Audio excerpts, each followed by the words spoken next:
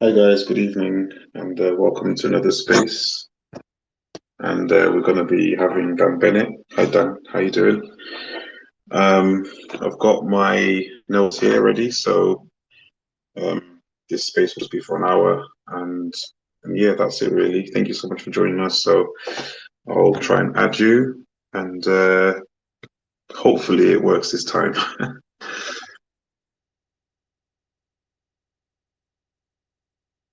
If it works, just give me a thumbs up. Oh, there we go. Nice, great.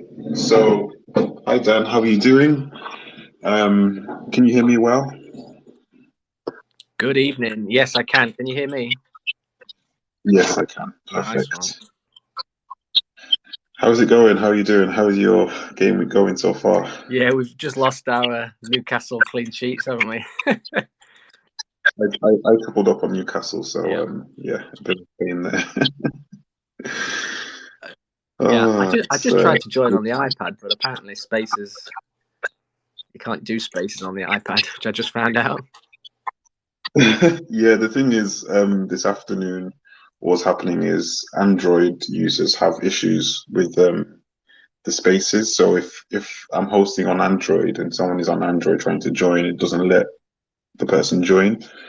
So it turns out that iPhone users are best suited for spaces right now, but hopefully that gets fixed. But I did some research into your history, and you've been playing FPL since 2006 or seven. Is that correct? Yeah, it's been a long time. I think is that echo coming from my end? Can you hear it? I think I need to mute myself whilst you're talking. Yeah, maybe that's done it. Um, yeah, it's been yeah. So I think the first in my history is 07, 08, but I didn't join that season until January, I think. Um, yeah, I a friend of mine. I joined a new job, and he introduced me to the game all the way back in 08, and been hooked ever since. He yeah, it was. I've had battles with him for the past 15 years. I usually come out on top. I've mentioned before when I've done things like this that he's my friend Mike. He's a much better football. His knowledge of football is much better than mine. But for some reason, I took to the FPL game better than him. And yeah, it's getting harder and harder to keep those top ranks. I was hoping this was going to be my 11th top 10k, but it's looking tricky. I think I'm about 212k going into this week, but yeah, we shall see. Still confident of hopefully a top 50k. I've never finished outside top 50k, so hopefully I can finish inside that. I'm not sure. I'd like to catch Ray, but he's long gone. Him and Dan are doing excellent. Um, yeah, we've all got pretty much similar teams, haven't we? So it's even harder to climb rank. But yeah, I'll keep going.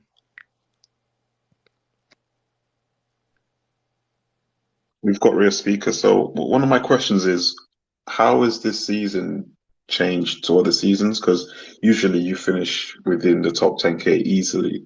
So what about this season has made it that bit tougher? I know there's far more people in the game now, but apart from that, how has this season kind of changed from the other seasons, and what have you kind of learned so far going into next season potentially? Yeah, that's a good question. I'm not sure how to put my finger on it. I had a good start this season, as a lot of us did. I was 300k by game week 3, which I think is a good start. But so yeah, from game week 3 to now, I've only gained 100k. I've just been ding donging around 300, 400, 200k. I'm really not sure. I think if you look on, I don't know if anyone's ever looked on FPL Review. They've got like a look. They could it sort of measures how lucky or unlucky you've been, and this is one of my unluckiest seasons. Um, I know we've all probably had.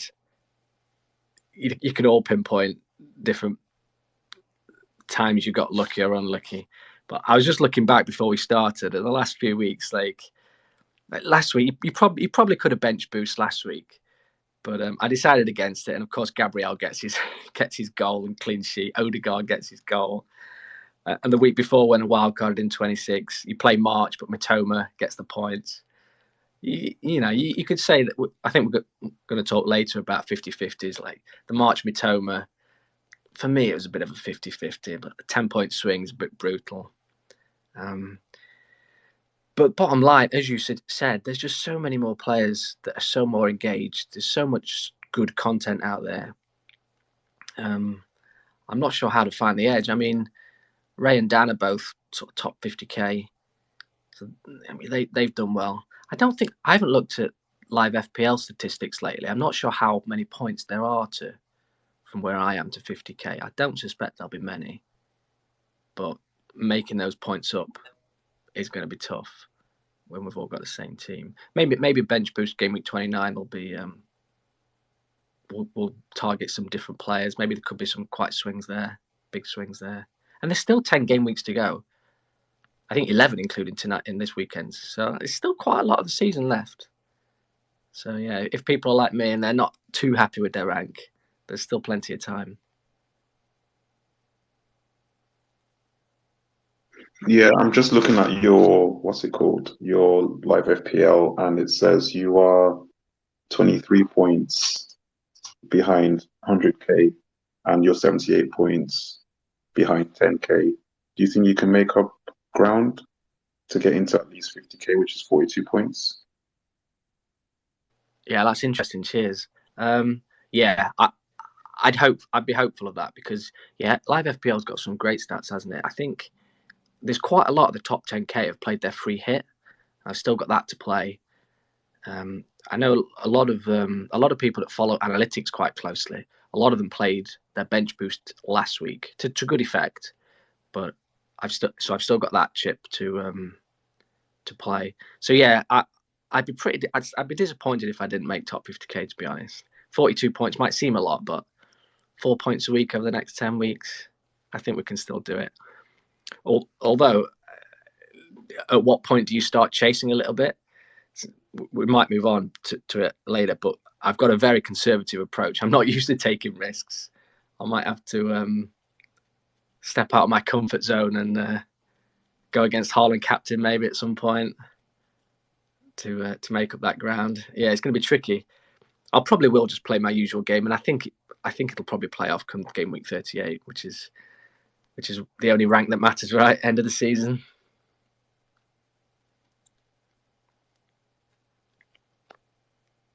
Yeah. Before we bring Ray in the chat, that was just what I was going to ask you because I was looking at your captaincy history. You tend to go for players like Haaland, Kane, Saka, Mitrovic, the kind of safe options. So I was going to ask, in order to catch up 42 points, do you think you have to go against what you've usually done over the past 10 years of you playing FPL in kind of chasing? So you're captaining players like maybe Odegaard, maybe Chilwell, all these picks, or you're going to stick to the same strategy that you've always used? I'll be honest, my plan right now is to stick to my guns. Keep going for the safe picks. I suspect next game week in double game week 29, I'll be on Rashford, which I'm sure most of us will be, assuming he comes through unscathed from the internationals. He's on fire, obviously. But yeah, game week 29 could be an opportunity to go different captain. With the double game weeks, the Brighton boys could be not a bad shout as well. Their double's quite nice. But yeah, I suspect I'll play safe. At some point, I'm sure I'll go back to Salah when Liverpool have their double game week. I wonder how many I'll go for captain Salah. Maybe I could go captain him, which in any other season wouldn't be differential, but maybe it will come game week 34. We shall see. But yeah, so for now, I'm gonna keep playing my game. Maybe the last 5-6 weeks, I'll mix it up, but we'll see. We'll have to do another space near after in 4 or 5 weeks. Ray, do you have anything to add?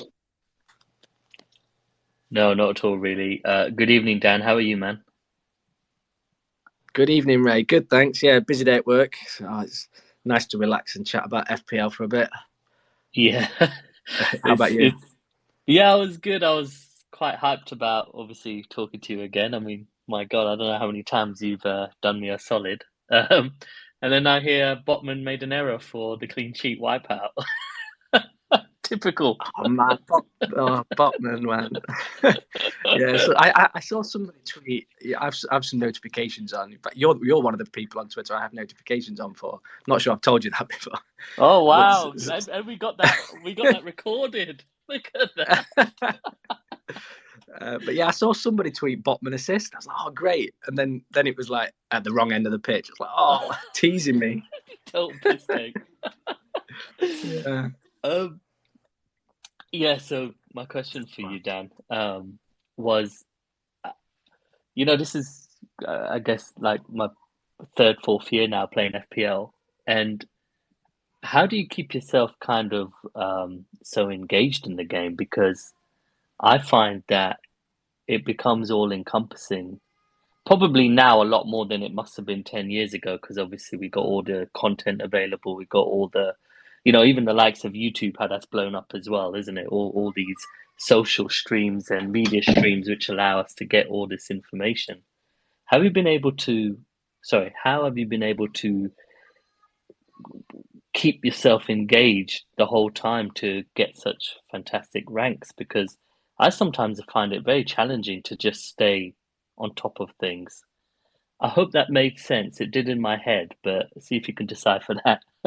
It did, Ray. Thanks. Yeah, yeah. It's a good question because I felt myself a little detached this season.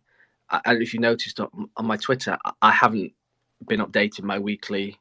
Usually, I'd put my weekly scores on and my team. I just haven't been doing that, so I have taken a little bit of a step back this season. But that's from Twitter, uh, like posting on Twitter. I still, I still consume a lot of the content. Like, Dan's threads each week, your threads on various players. Um, I'm not. I guess I just love it. It's hard to explain. Even when I'm doing badly, like through the week, I'll watch all the main content, Andy's Black Box, Hmm. FPL Wire, Raptor. I just watch when I work from home usually 4 days a week, and I just have them on in the background constantly. I don't know. I don't know what it is. It's just like this analytical puzzle to solve each week, isn't it? What's the best way to get these points? I don't know. I guess we're all here because we all love FPL in the space. Like it's hard to describe. Hmm. I'm in a few group chats as well, and it's nice to see people talk about FPL, and you make friends like yourselves on FPL, so that helps as well. I guess I do have my top 10 Ks. I guess it's just trying to stay at the top of those. Various people have rankings and Hall of Fame rankings. I would Hmm. really like to stay at the top there. Slipping down a little bit this season, but I guess that drives me as well. The history. Um, I'm in leagues, mini leagues as well, like the Elite 64 League. I'd really like to stay in that. Um, yeah, so there's quite a few things that keep me engaged. But bottom line, I just love the game, love football, love the game. Brilliant answer as always. One more until IBK takes the reins again. Is throughout all these wonderful ranks and everything like that, and I rate you very highly as a manager and as a person. It's always great to talk to you sometimes on DMs as well. Is Do you feel pressured to continue the great record? Because I spoke to Dan, as in the other Dan, Dan Lyson, who I'm sure we'll talk in a minute, and we were discussing like, if we get that top 10K, I wonder how we'll be the season after. And we're both confident we'll get it. We feel like we're decent managers. Is We wonder how next season will be if we get it, isn't it? And did you ever feel that way? Did you ever feel like, oh, I've got a few of this top 10K finishes, which probably became a big thing maybe 3 or 4 years ago, I'd like to say. Is did, did you feel additional pressure, or were you just like, I'll just play my own game and see how it goes? That's a good question. I guess I do feel the pressure. Yeah. Yeah, so I've had 3 top 10Ks in a row, but obviously this season it's in jeopardy. But yeah, I just play I guess the last 3 or 4 seasons they've all been quite different, haven't they? There was like COVID and the Queen's passing. It's just every season has been a challenge. Every season it throws something up. This season we've had Liverpool players falling out of favour. And so many budget picks that budget's not an issue this time. I guess, yeah, I just treat every season on its own merit and just go into it afresh. Top 10K is always the challenge, but it probably shouldn't be this recently. It should probably be top 100K. Is a great finish. Yeah, I guess I also feel the pressure from being part of the Elite 11, Fantasy Football Fix Elite 11.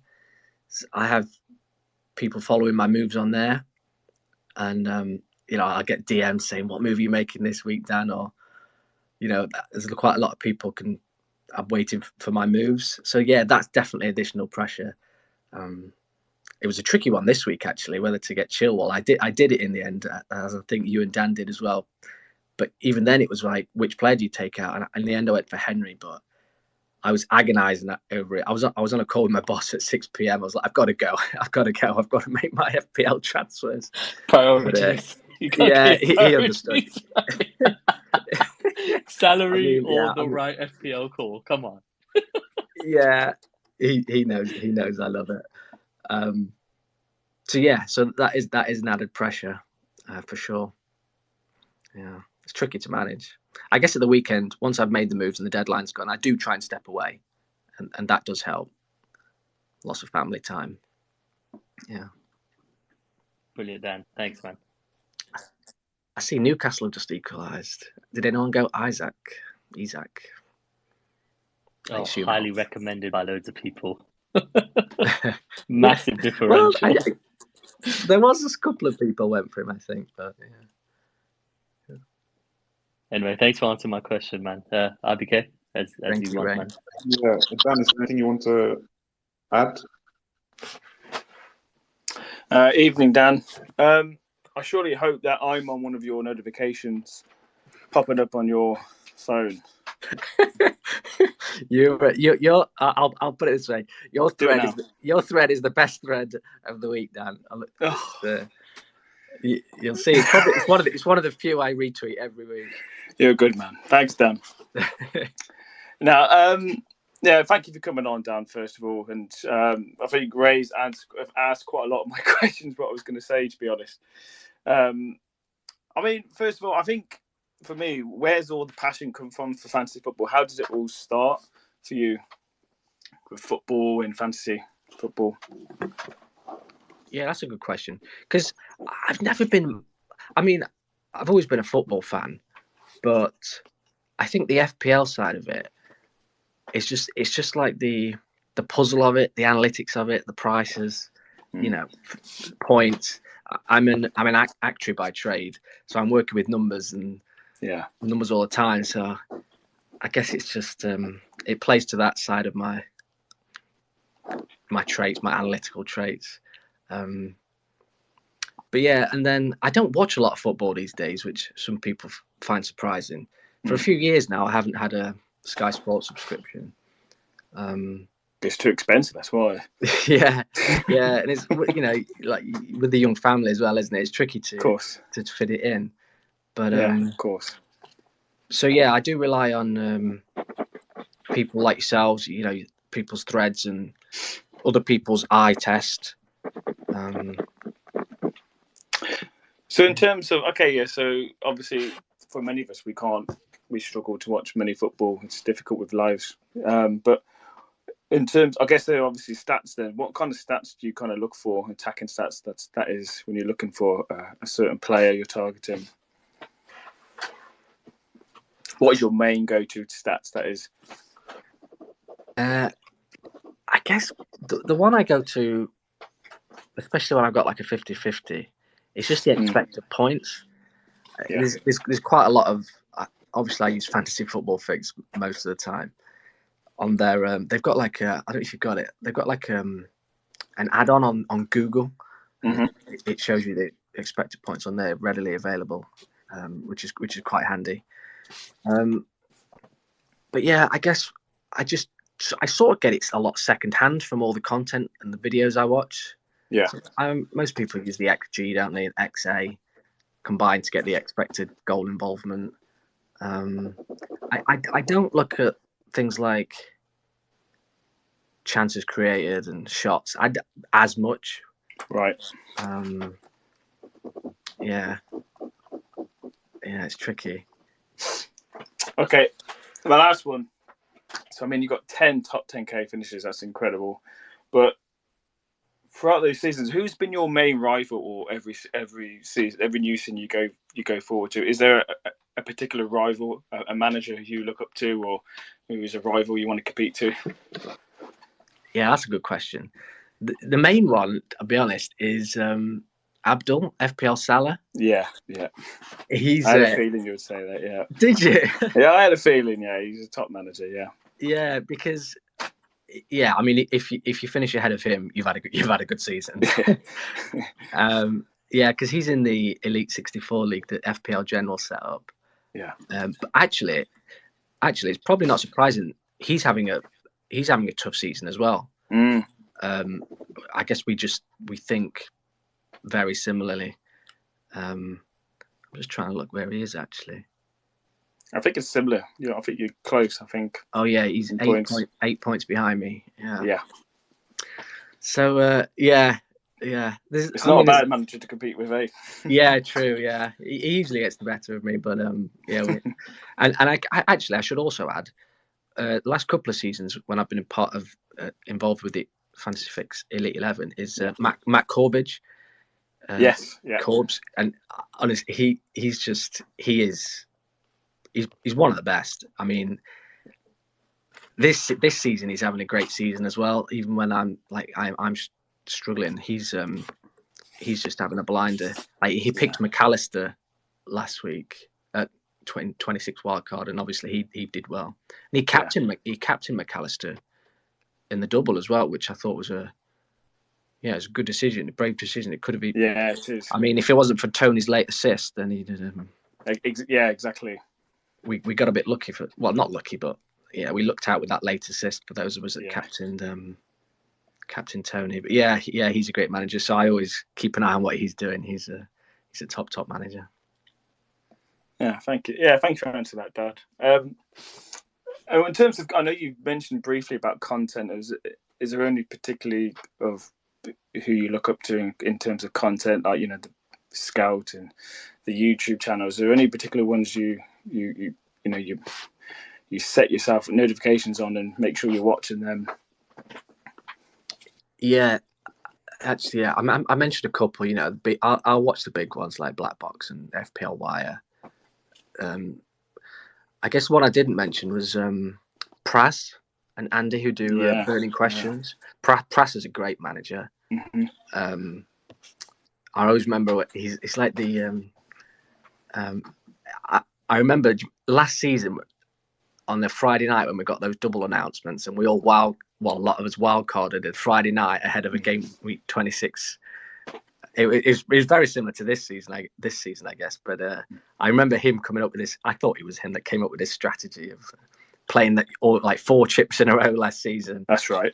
And it sort of worked out, but we missed out on triple captain Salah, which was yeah, that's right. I remember now. Yeah. Do you remember that? I do remember. Yeah, I didn't go for that strategy. I did the triple captain Salah. I had a feeling you did. Yeah, I remember you did. You went triple captain Salah, which seemed obvious. Obviously, he had 2 home games, I think, wasn't it? Yeah, that's right. And he scored a huge. He could have had more. He could have had more points from what I recall.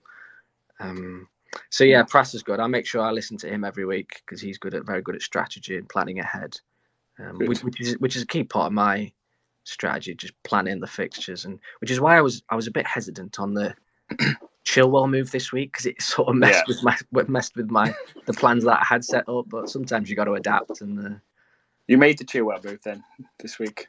I did, yeah. I was really on the fence. I wanted to roll that second free transfer, if I'm honest. But the way I convinced myself in the end was I just looked at Henry versus Chilwell. The next 4 or 5 weeks, would I do the move for -4?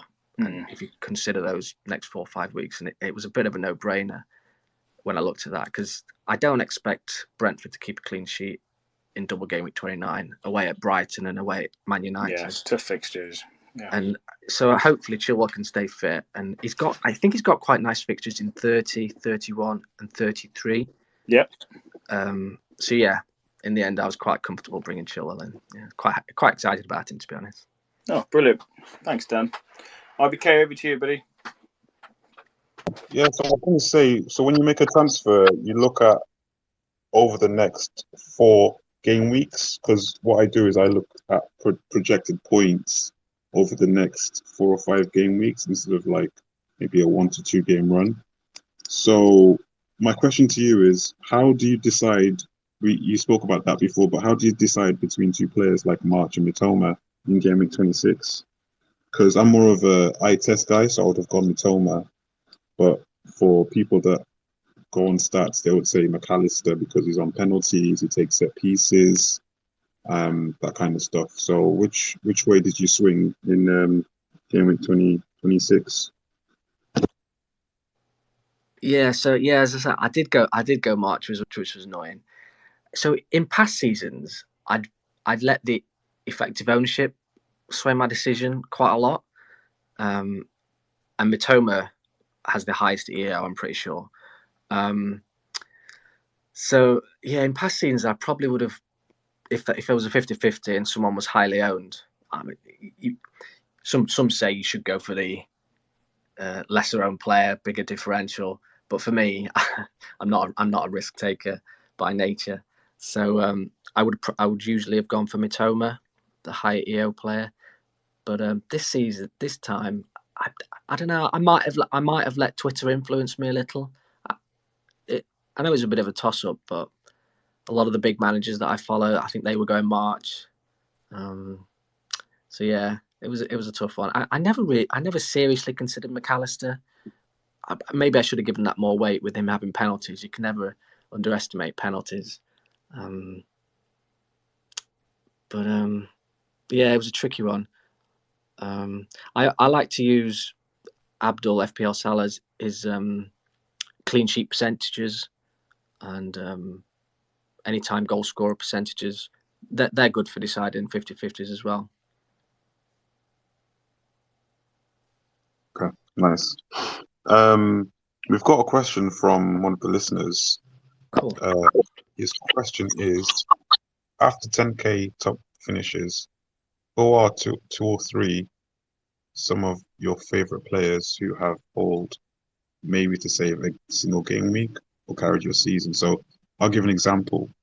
When Salah scored 21 points in game week, was it 26 or 27 when Liverpool scored 7-0? That saved my game week. So that's my example. What's yours? Yeah, that's a tricky one for me. In fact, just on that Liverpool Salah haul, it was just brutal. So I actually watched the game with some family. There was a family event on, and I watched it with 2 Liverpool fans. It was brutal. Every time someone came in from the kitchen, it was like, another goal. I was like, yes, another goal. And it obviously had to be Salah. But yeah, so that's tricky for me because I don't tend to, because I pick a lot of the obvious players, the highly owned players, I never really get those differential hauls or players that have done well for me because they're highly owned. They've probably done well for everyone. So it's a really tricky question for me. I mean, Salah's always done well, hasn't he? I managed to catch most of Haaland's hat tricks at the start of the season. It's probably some of the like less popular players that I sort of remember doing well for me. I had Solanke for a few weeks and he did quite well.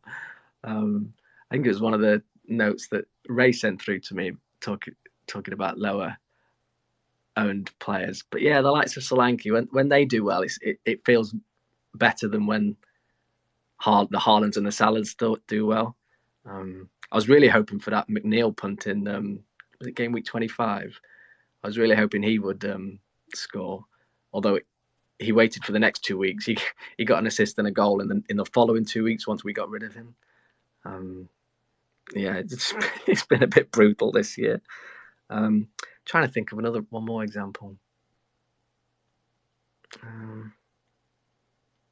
Yeah, Ray, Dan, have you got any examples of hauls this season that have done you well?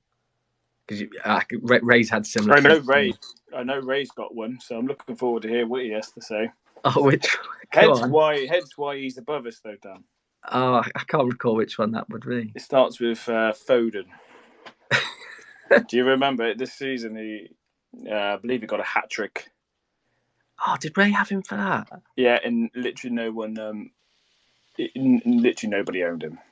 So Ray will tell you. Ray, explain. I think he must have stepped away. Anyway, we've got another question. Hi, sorry.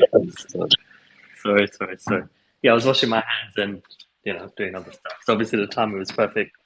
Yeah, it was it international break was between 7 and 8 or 8 and 9, I think and so. A lot of people hit the wild card at that time. And I chose Foden, and I know the consensus was to go for KDB, but I went for Foden because I just thought that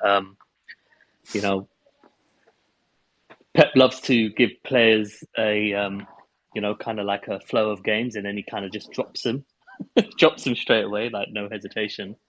So I bought in Foden, Maddison, and Bowen in that wild card, and I went from 250k to 13k in that 1 week. So yeah, it's like Hall of Fame stuff for me. It's maybe my best ever week ever because it was just unreal. I think I got something stupid like 140 points or something like that, and then I made I made a banner.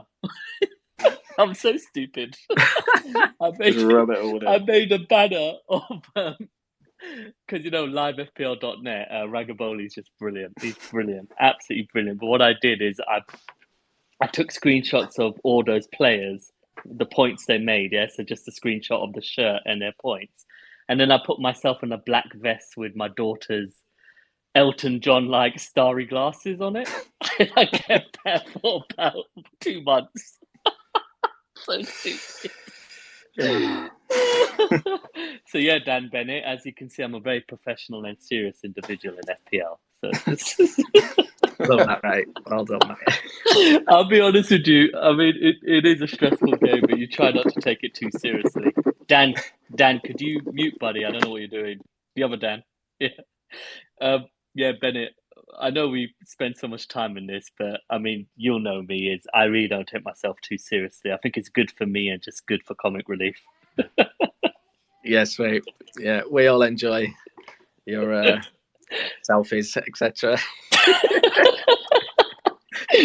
Brilliant. All right. Cheers. I just remembered one more. At the start of the season, you remember we had some of us had started with Perisic. And he was on the bench for the first 2 weeks, which that was fine. That was the plan. But then, yeah, game weeks 3 through 6, he did quite well for me actually. Perisic. It was that Wolves game, I think. Yeah, it was game week 3. Yeah, like yourself. I think a lot points. Yeah. Yes, and I literally till the last 5 minutes thought, should I take him out? Should I take him out? And I remember I was going to bring in Cucurella, and I thought, no. I've survived this long. Just play him, and if he's benched this time, then you have to bin him. But I think he got 11 points that game, didn't he? Because he got an assist as well, I think, and a clean sheet. Yeah. I don't know what's up with Perisic. Is he out of favour right now? No, I think injured. I don't know, but I think because of the position he takes up, it sacrifices Son a bit. When he's been out of the team, it seems like Son has been acting more like, that inside forward we're used to. But also, I do feel the pace of the league is a bit brutal for Perisic, because I think he's like, what is he, like 35, 34, 35? Like, the game is very quick for him to what he was used to in Italy, I believe. But yeah, we'll enjoy those early points, but I don't really think he'll get any more now for the rest of the season, personally.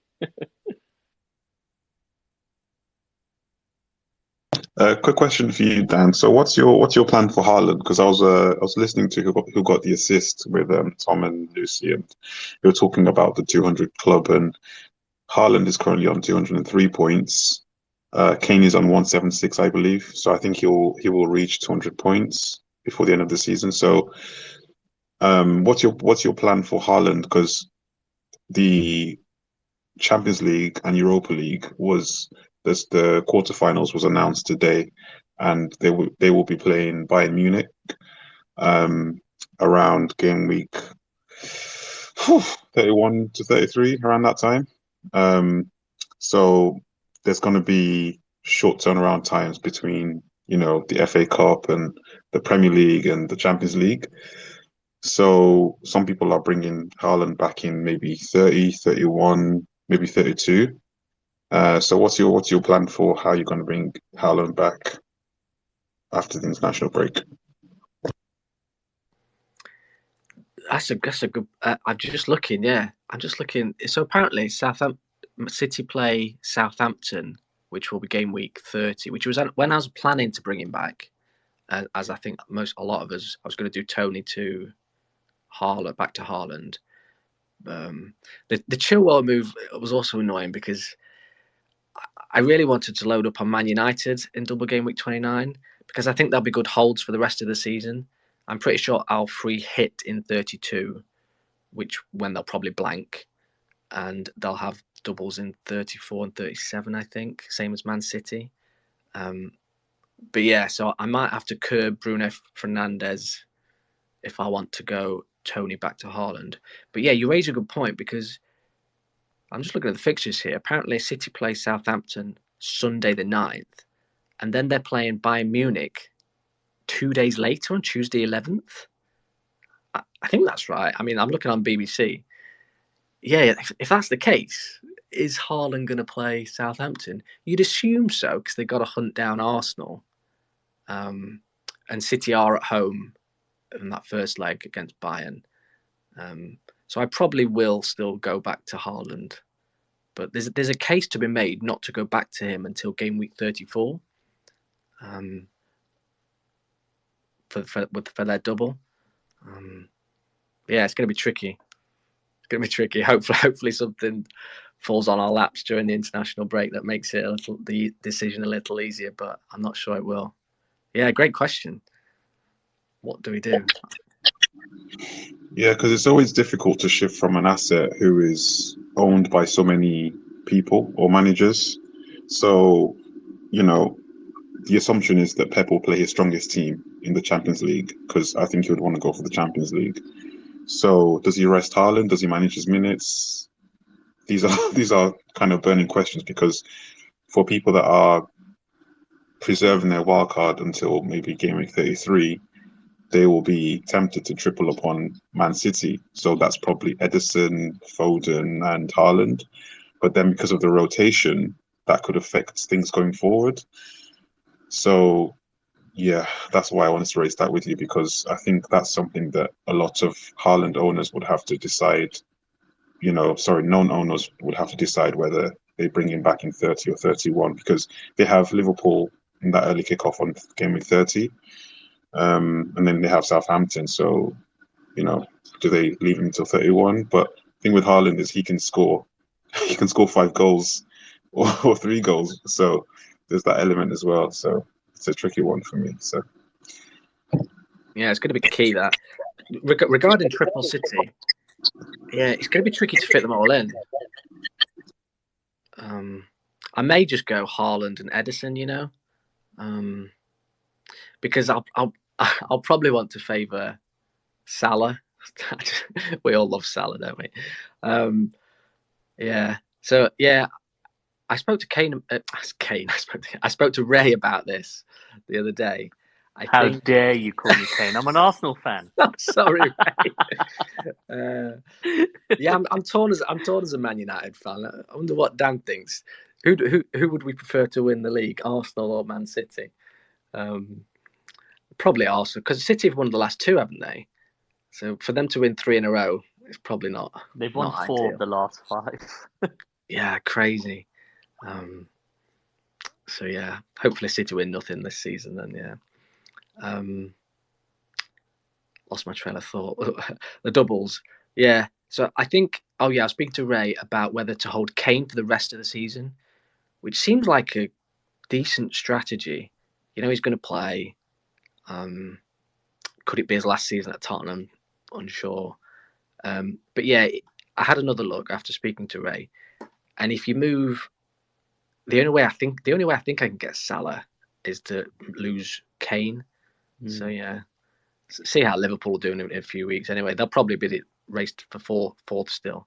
So yeah, I might lose Kane to get Darwin and Salah, and just go Haaland and maybe Edison for City, because they're such a minefield. There's so many points there for City, but you just can't predict them.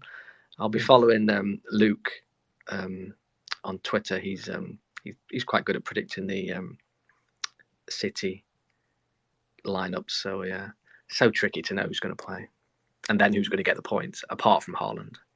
Yeah, I wanted to add to that is, you know, like us 26 wildcarders, you know, we really suffered with what Salah did. And then I remember thinking, oh, you know, in bench boost 29, I'm probably going to want Salah over Kane, even though they're away to Chelsea and Man City.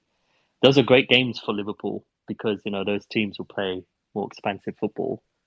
But then after what Kane did, and of course Liverpool losing to Bournemouth, I thought, no, this is the reason why, you know, we've kept Kane, is because, you know, he's just steady Eddie, isn't he? You just get consistency. And you made a great point earlier, that budget isn't an issue this season because, you know, the premium defenders aren't really options. So budget shouldn't be an issue. But I did have a quick question, if I may, is that, so, you know, we discussed a bit about Bench Boost 29 and, you know, we were both talking about hits and everything like that. And I've seen a lot of content creators, the consensus of taking like a -4, -8 during a bench boost. And my bench boost at the moment looks like, at the moment at least, Ødegaard, Saka, and Kane.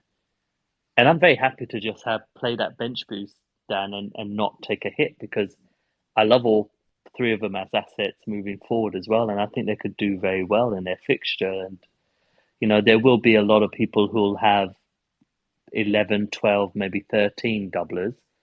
Is there really a need to take additional hits to fill up the full 15, especially when you have such great assets this season like Ødegaard, Saka, and Kane? Yeah, nice one, Ray. Yeah, I saw, was it FPL Harry? He was floating the idea of a -4 this week and a -8 in double game week 29. And once after he tweeted it, I'd looked at the exact same moves as him. I guess it's at one point or another you look at every single combination. But yeah, it's tricky. It's for double game week 29. Arsenal assets on the bench. Yeah, great. I think hopefully they do the business against Leeds. I think where I might lean towards a hit or two is 30 and 31. I know Arsenal are great, but I always, fixtures for me are king. They probably shouldn't be. You have to take in to account other factors. But Arsenal away at Liverpool and away at West Ham, they shouldn't be difficult fixtures, especially not what we've seen from Liverpool recently. But I'm just wondering whether 29 is the right time to take a hit or two, to remove an Arsenal asset or two, to go for the likes of Man United players who have got Everton and Forest in 30 and 31, and then the doubles to come. So yeah, it's a tricky one, weighing up hits to take out Arsenal assets who are great assets, but I may just take a hit or two just to beef up the number of fixtures I've got. More fixtures should hopefully equal more points, but yeah, we shall see. We'll have to reassess after the international break. But yeah, that's how I'm currently thinking about hits in 29. Yeah, looking long term. So you were mentioning about bringing in Salah for Kane, which I think is a brilliant move because I've thought about that move as well. Oh, sorry.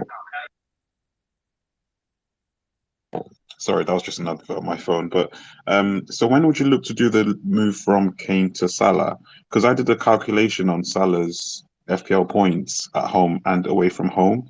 So since game week 17, Salah averages 9 points per home game, and away games he averages 3 points away from home. But Kane averages 3 points per home game and 3.75 away games. So, in my opinion, I see the points coming from game week 30 onwards, but I will be free hitting in 32. So I can see myself going for Salah as early as 30 because it's likely that I will captain Salah than Kane if I have both of them in my team.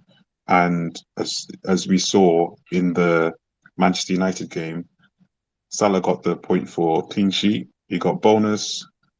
And even though Kane scored 2 goals in the game week after, Salah still outscored Kane. So my question is, do you see yourself doing Kane to Salah in 30 or 31 or maybe 33? Yeah, good question. My current plan is 30. My current plan is 34. So 30, get Haaland back. 31, we're going to have to use the transfer because we're free hitting in 32. So my current penciled in transfer in 31 was to take money out of a player. Does anyone see? Is it Sam Greenwood at Leeds gone down to 4 million? 4 million forward. I can't recall a 4 million forward in FPL before. I'm sure we've had it, but so yeah, I'm tempted to take money out of possibly Watkins to prepare to get the cash for Salah. So free hit 32, 33 possibly roll, and then 34 2 free transfers to go from Kane and a mid to Salah and possibly Darwin. So yeah, that's where I'm currently looking. But yeah, you make a good point about possibly going for Salah earlier.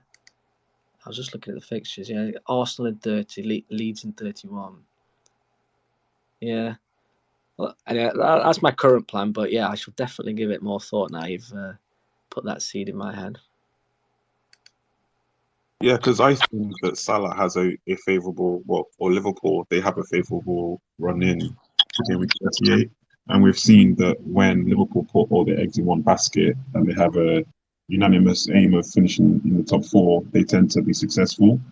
So I can see Liverpool scoring a lot of goals from maybe 30 till 38.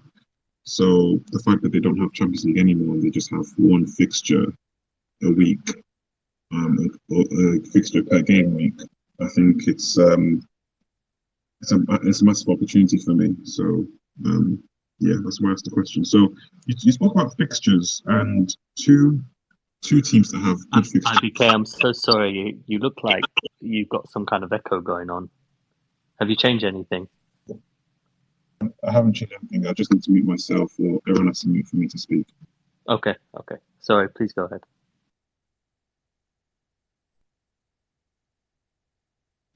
IBK, please go ahead. Yeah, I think it's Dan's mic was still on, sorry. But yeah, so my question is Leicester and Palace. Do you see yourself investing in these teams after the international break?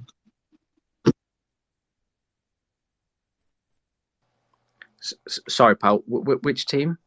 Which teams? Leicester and Palace. Yeah. It's a good question. I haven't, because a lot of people went for Maddison this week, didn't they? But I may look to get Maddison in 29 and swerve Bruno Fernandes. That would leave me the cash to do the Tony to Haaland in 30. Yeah, a few people looking at Iheanacho this week, weren't they? It's a shame we haven't been able to own him more, because he plays, he scores points.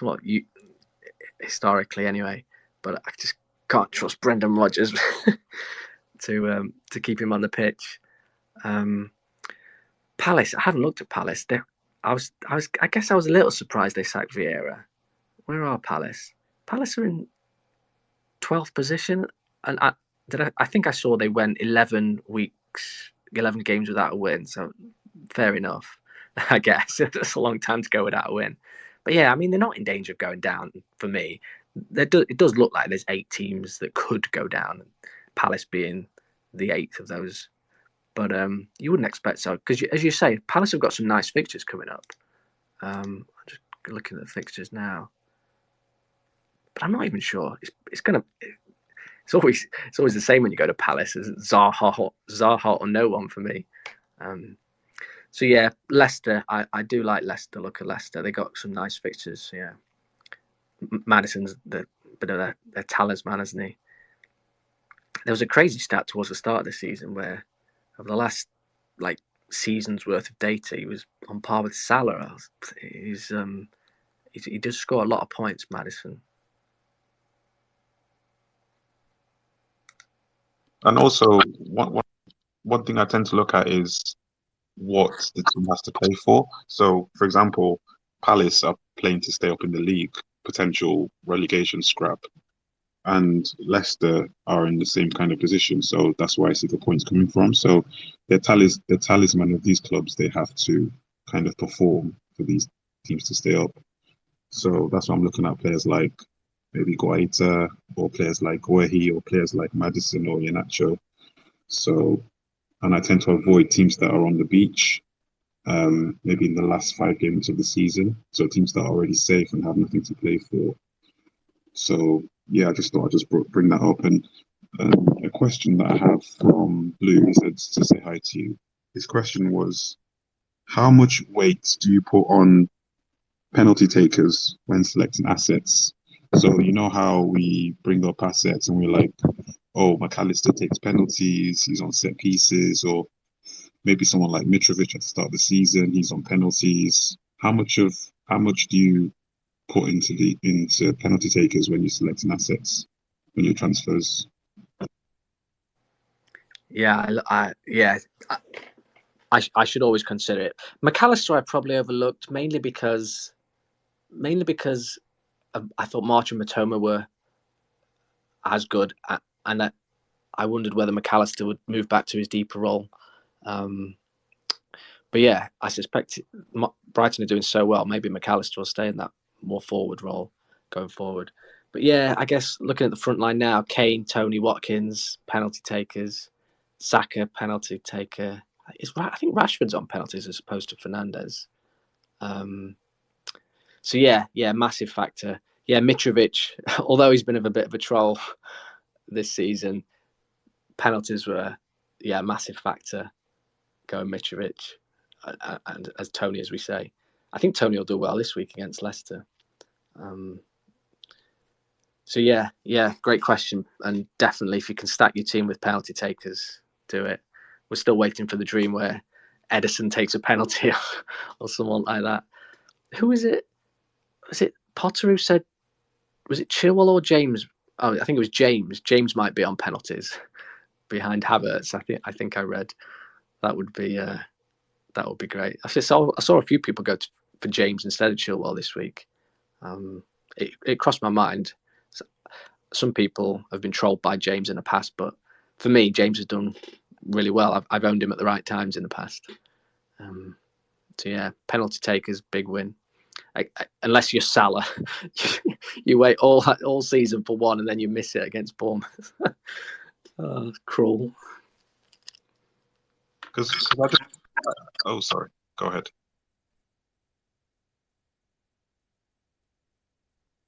Oh, I was just going to say, because the thing is, without penalties, we don't consider any other assets. For example, Joao Felix. If he was taking penalties, more people will choose Joao Felix for that particular reason that he takes penalties other than Havertz. So that's why I mentioned it, because when someone takes penalties, we tend to ignore other assets that can do just as well as these assets. So that's why I just, bring that up, because a lot of people just mention it just out of habit. Selecting player A versus selecting player B. Oh, player B takes penalties, therefore I go player B. Even if player A has more touches in the box, has a higher XG, has more form, these kind of things. So yeah, that's why I just brought that up. So yeah, great counterpoint, mate. Yeah, really good. Yeah. What are your plans for 29 then? Who captaincy? Who are we thinking about captaincy? Currently, it's on Rashford. The bus team's on Rashford. Who they got? Away at Newcastle, home to Brentford. Not the easiest fixtures, I guess. Yeah, away at Newcastle, home to Brentford. Just gonna have a look at the fixtures. Who else could it be? Maddison, maybe. Two nice fixtures, Palace and Villa. These could be a week where the captaincy is could be a good week to go against the crowd. Brighton could be a shout. Brentford at home, Bournemouth away. I mean, goodness me. Yeah, I think I've got who's my vice captain at the minute. I think we're on March. His expected points are higher than Mitoma, so he's got the vice currently. Yeah, I guess those who've got Salah, maybe that's a stretch. Away at City and away at Chelsea. It's not going to be easy, is it? I think I agree with you. I think I hope at least that it will be just a huge myriad of kind of captaincy options, really, because I think there are so many great candidates in a double game week. Honestly, I agree with you about Rashford. I think Maddison. I think Mitoma. I think March. Even someone like Tony, away from home, he's doing brilliantly as well. I think it could be there's obviously, template and stuff like that, but with what happens in 29, we could really have a breakaway of points, isn't it? Depending on how you do with captaincy, because I genuinely feel there are quite a few options, Dan. Yeah, nice one, mate. Yeah, I'm sure it'll be a key topic ahead of game week 29. Look forward to Dan's thread.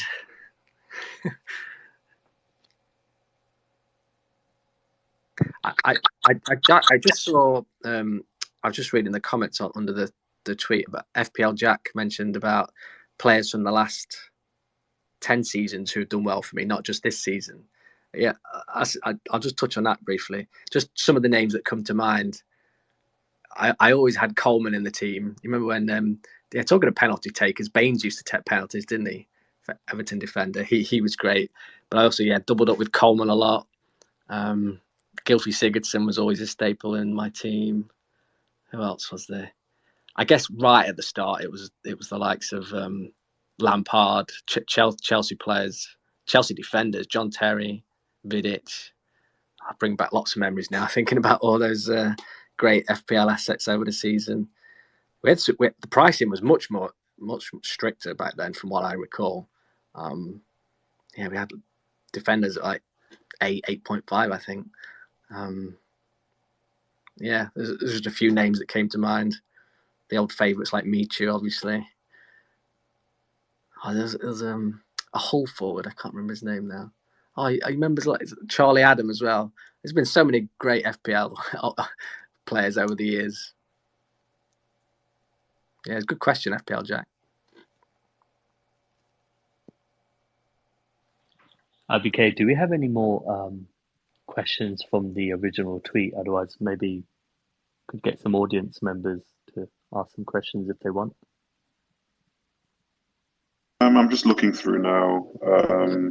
It was more like team-specific kind of questions for game week 28, but I'll just have a look through now. But if anyone has any questions or wants to request the mic, please request the mic, because we're going to close the space in like 5 minutes, I think. Dan, as in Dan Lyson, do you have anything else to add, buddy? No, I don't think so, bud. IBK, could you mute, please? Sorry. No, I don't think so, Ray. I think we're all good. So it's probably a good opportunity for the other listeners who want to get involved. Yeah, by all means, guys, please request. IBK, maybe make me a co-host if you can. We've got people like Milos, Ticker, Faith, Jack, all these guys. Brilliant. And accept that. I've just checked the live bonus points on the Newcastle match just to see if Trippier's anywhere close. Oh, we've all got him, I guess, so it doesn't really matter. It all matters, you know. It all matters. Newcastle just had a goal disallowed from. Oh, did it get disallowed? Oh. Yeah, it was an offside or something like that, and Isak was unreal during that. I think he's going to be a bench booster. In 29, he's going to be a player a lot of us look at, I think, because he's looked fantastic from what I'm seeing. So. Oh, really? Yeah, because Newcastle have got another double to slot in, haven't they? Possibly game week 31 with Brighton. Precisely, yeah. Oh, yeah. That was a question maybe. Do you use planners? Yeah, yeah. I mean, my go-to is usually FPL.team, but on the Google add-in for Fantasy Football Fix on the Fantasy Premier League website, they've got a planner there as well.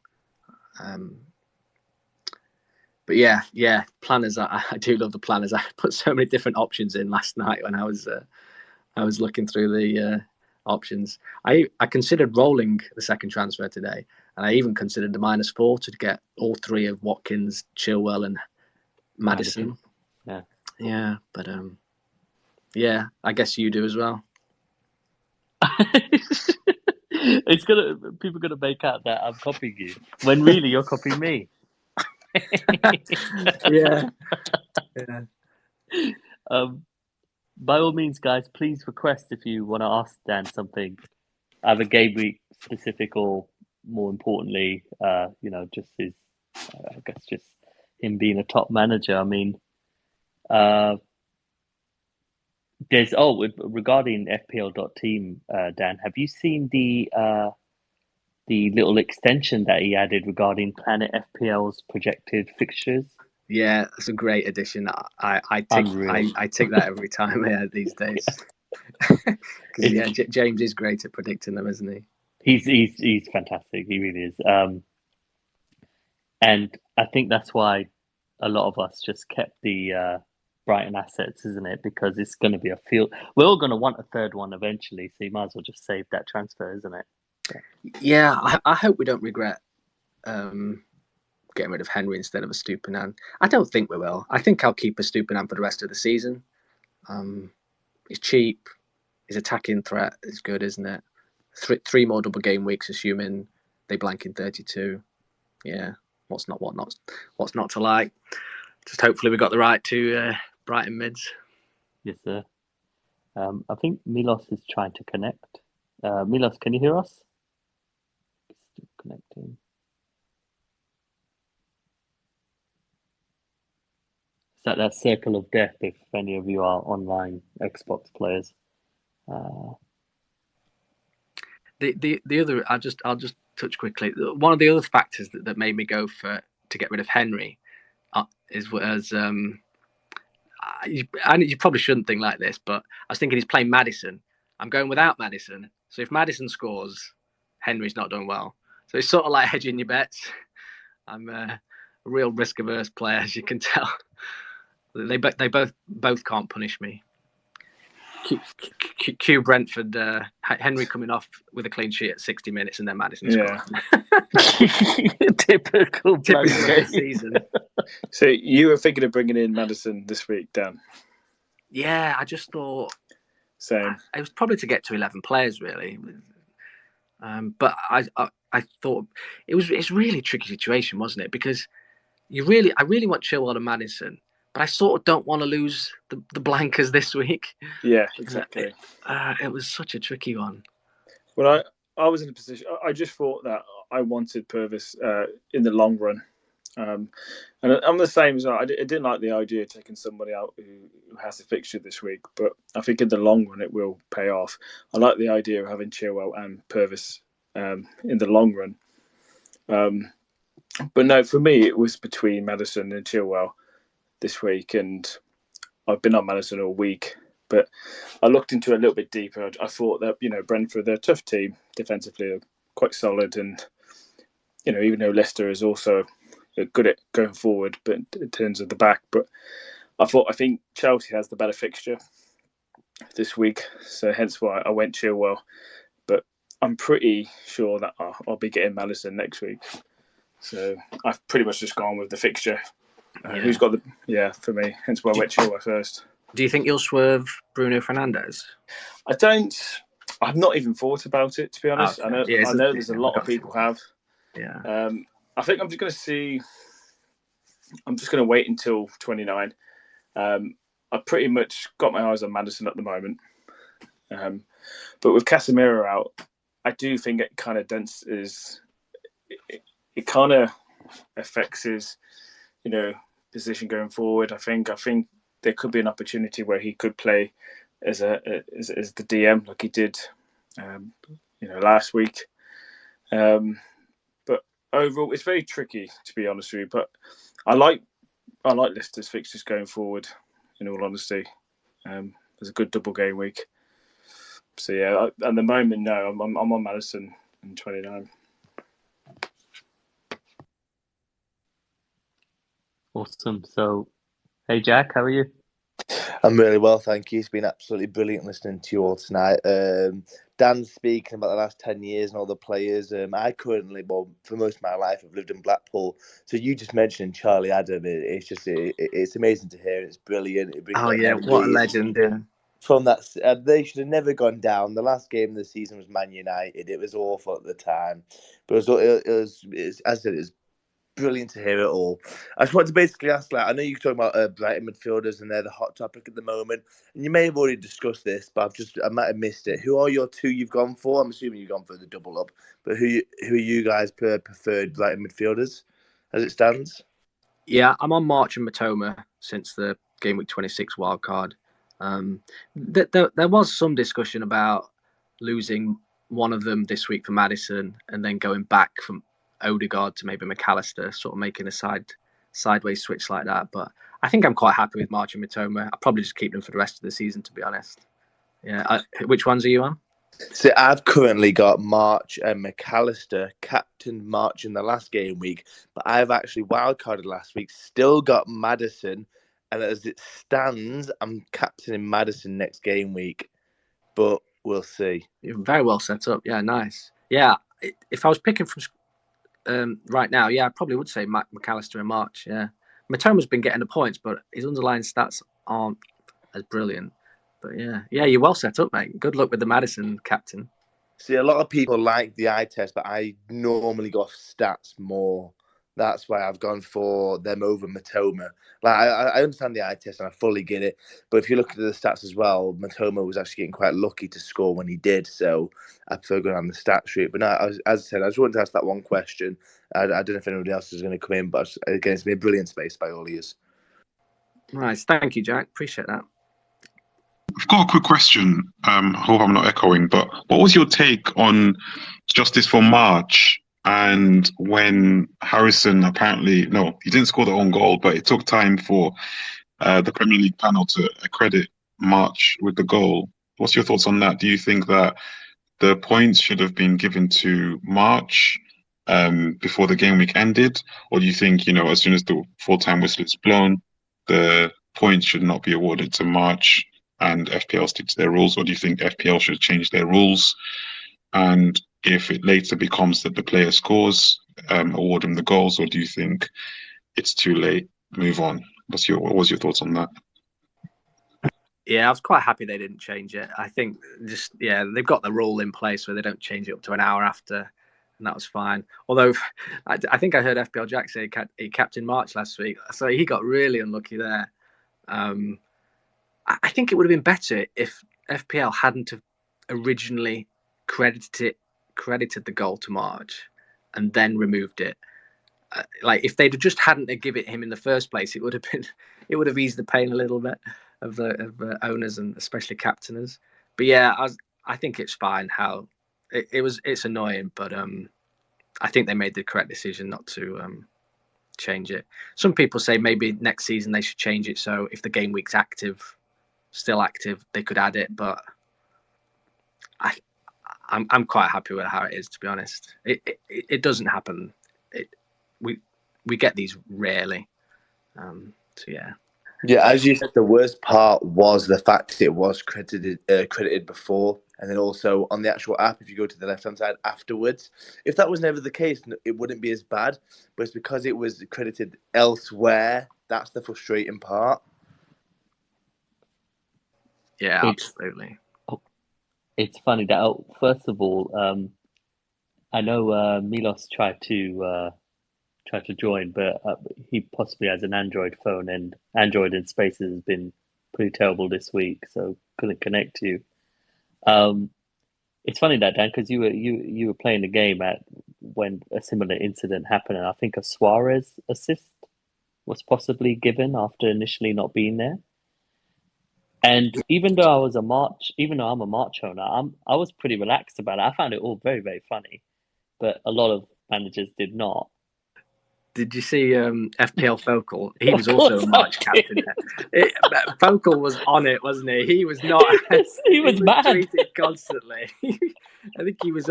Somebody posted about a March for March, as you say. I think some people took it seriously. Like, where's the March? Where are we meeting? That was funny, yeah. And then Sorry. I listened to Focal's video. I think it was today, or maybe it was yesterday, and he still spent another 2 minutes in his video.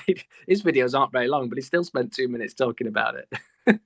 It was so funny. I found it hilarious, and I said, "Get over it," and guys were like, "No, we're not moving. We're staying where we are." Twitter's a special beast when it comes to FPL, but do you think that if they changed it back to a goal after it was given a goal, then not his goal, then a goal again, do you think that opens up a potential can of worms that we don't really want to open? Yeah, I agree. We don't get these very often, do we? I prefer they just tweet out like TBC, like just wait, take 10 minutes or wait until the end of the game. Just give us a TBC. Don't dangle it, dangle the carrot. Or is it if there's any question over it? Yeah, totally. Ray, do you mind going through the questions in the jump button before we finish, please? Yeah, sure. I'll open it up. So cue the elevator music. I think the ones that you pinned. Sorry. Yeah. Yes. Oh, okay. I'm planning for 12 doublers. No, you kind of answered. Oh, I've just seen the pinned ones. Is one of them from FBL Zaha? What did he eat for breakfast? Yeah, exactly. Yeah, Dan's got a brilliant one as well. Our Dan's got a brilliant. Yeah. Oh, so, I haven't flicked over to anymore. Yeah, but FPL Zaha, yeah, what did he eat for breakfast? Want to know his secret. Yeah, now we're all very much going to have our ears close to this one, Dan. Is it Weetabix? Are you a Crunchy Nut guy? Go ahead. I have the same thing every morning. It's half a bowl of Crunchy Nut and then half a bowl of fruit and fibre on top. It's random. That's what I have every morning. That's brilliant. That's amazing. So all that fruit and fibre is literally soaked in the sugar of Crunchy Nut. Yeah. I got a very sweet tooth. That's brilliant. Okay, so Dan, Lizen, and IBK starting tomorrow. Yeah, that's what we do. Okay. I'm on it. We're on it. Yeah, we're on it. Brilliant. That's so good. Right, next question from our very own Dan. Explain to me how we achieve this unbelievable record. Would love to hear.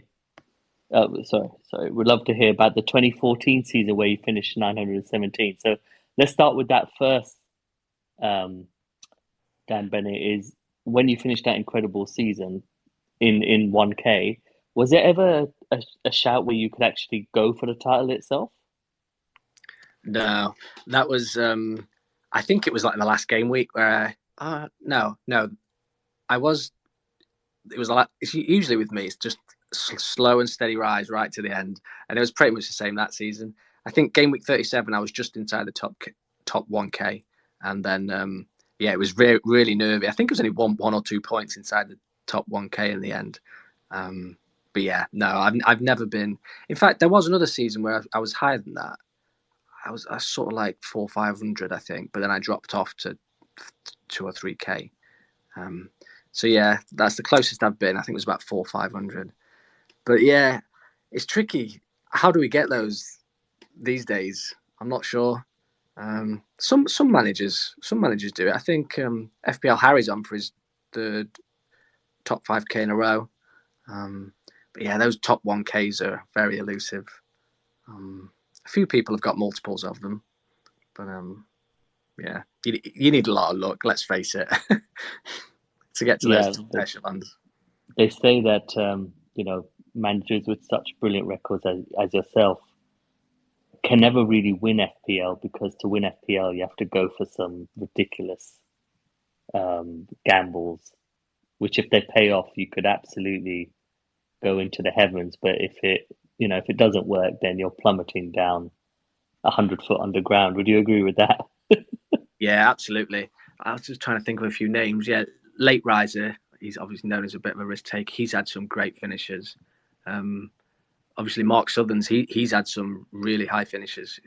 Although he's obviously a great manager, and he doesn't mind a risk or two. He's not having the best of season this season's, but yeah, he does like a risk or two. Yeah, I definitely agree. I don't think I've never had a chance to win it. As I say, I haven't got that close to winning it because you need to take those risks. I'm just not a risk taker. Going deeper into Dan's question, you kind of delved on it a little bit, but maybe a bit more elaborate.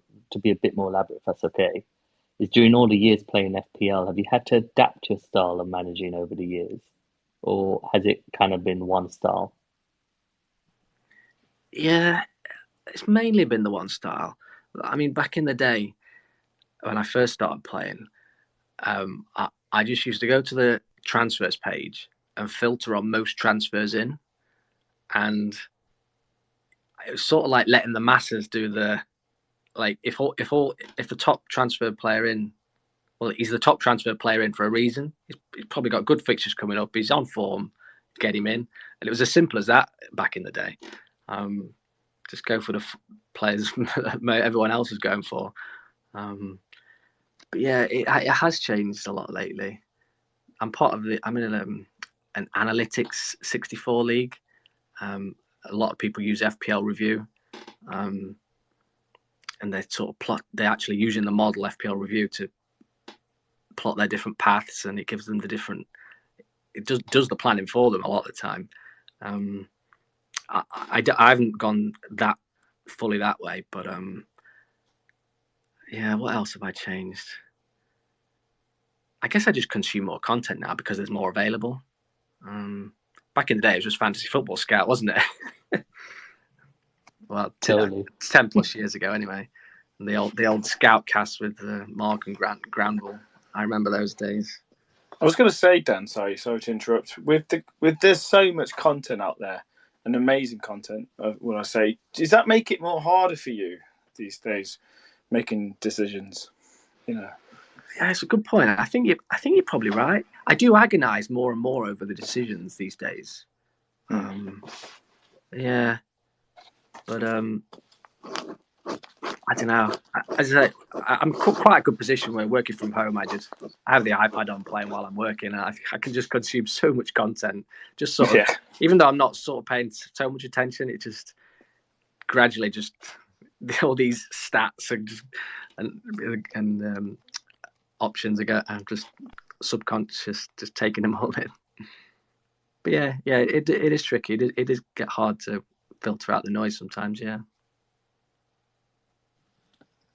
Brilliant. I think we'll go to the last pin question. So it's from FPL Belfagor. Number one, you kind of answered the question regarding your style. The second one was, what dream managerial appointment would you make for specific clubs in real life to maximize the player's FPL value? So I look at it more as FPL performance. So, for example, I guess Tottenham play crap football right now. Imagine if they had a manager that plays expansive football and what it would do for Son and Kane. But anyway, I don't want to spoil it. Go ahead. No, yeah, I saw this question. I meant to ask you about it before, because my general football knowledge is not as good as you guys. So yeah, I was struggling with this one. Yeah, Unleashing Sun would be great, wouldn't it? I'm not sure. I heard talk of Roy Hodgson going back to Palace for the rest of the season. That's probably the anti of what we want here. I wouldn't be surprised. I think he was the bookie's favourite, you know. By the way, guys, Trippier has a stoppage time penalty. Oh no, he's giving it to Isak. Oh, it's Isak. Oh, no. God. Trippier on pens? No, but he grabbed the ball and Isak took it off him. Oh, really? God damn it. No assist. Fair play to Newcastle. That's probably bad news for Liverpool. Newcastle are currently 5th, aren't they? Yeah. You don't mind that, Dan? Yeah, sorry. I'm not sure about managers. We don't want. Who else is there? I wonder what Southgate will do after England. We don't want him either, do we? Is there any players that you specifically would love in your FPL team, but you just feel they don't play in teams that play great football? I know you said that you don't watch it a lot, but yeah, there must be someone. I saw a tweet earlier saying Messi's priority is to go back to Barcelona, so we're definitely not getting Messi. Not that we were anyway, but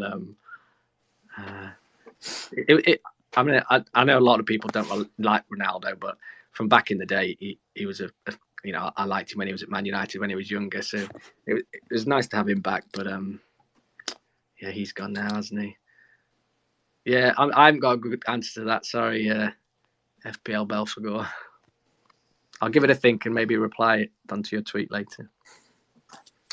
I've got one question actually, Dan. So you've got 10 top 10k finishes. Would you replace all them for one particular record, and that's to win the FPL? Oh, Dan, what a question! What, and every other rank is all the terrible. Yeah. Oh, how bad do the ranks go, Dan? Yeah, go on. How bad? TheFPLWay, Dan. How low does it go? Out of the top million. Outside the million. I don't know, Dan. I don't know. You'd think maybe that'd be easy, and so you'd take the win, first place, wouldn't you? But I'm not sure it is that easy, you know. Because there's been winners in the past who, you know, you never hear from them again because they exactly. So yeah, I'm not sure I would. I'd probably keep my record. Might be controversial, but that's what that's my answer. Unless there was loads of money running on it, right, Bennett? Yeah, exactly. Yeah, there's none is there. I did win. If there was like 50k on it. Yeah, definitely, without a doubt.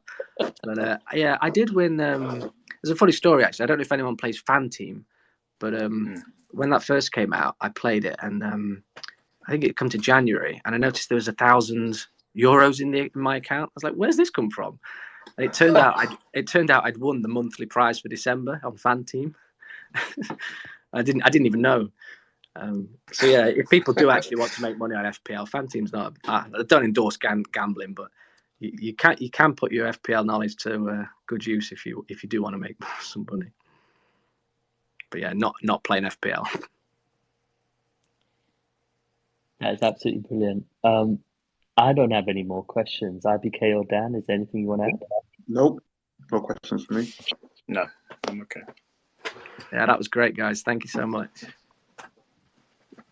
Yeah, I think, I'll round it up. So, guys, if you're not already, please follow Dan Bennett. It's in our pinned tweet. Fantastic manager, fantastic guy, always helpful. I remember when I was really getting into the content and I saw his record, I followed him and then just started chatting, and he was very reciprocal and always has time for us. Been brilliant. Also, please follow us as well at TheFPLWay. Follow myself, follow Dan, follow IBK as well. We'll make sure that his Twitter handle is in the tweet. IBK, thanks so much for facilitating this, man. I mean, since you've been doing our spaces, it's been brilliant. So please keep up the incredible work. And guys, hope your arrows are green, but I don't know how green they're going to be tonight. But what is it they say, Dan? There's always next week. Yeah, there's always we're playing the long game, guys. It's all good. Game Are we week going to say that 38. in game week 37? We're playing the long game. Hopefully not. But yeah, great hosting, IBK. Thank you. Cheers. IBK, I'll let you end it, buddy. Thanks, guys. Thank you, Ben. Cheers for your time, and have a nice weekend. Thanks all. Enjoy. Yeah, thank you very much, guys. Thanks, Dan. Cheers.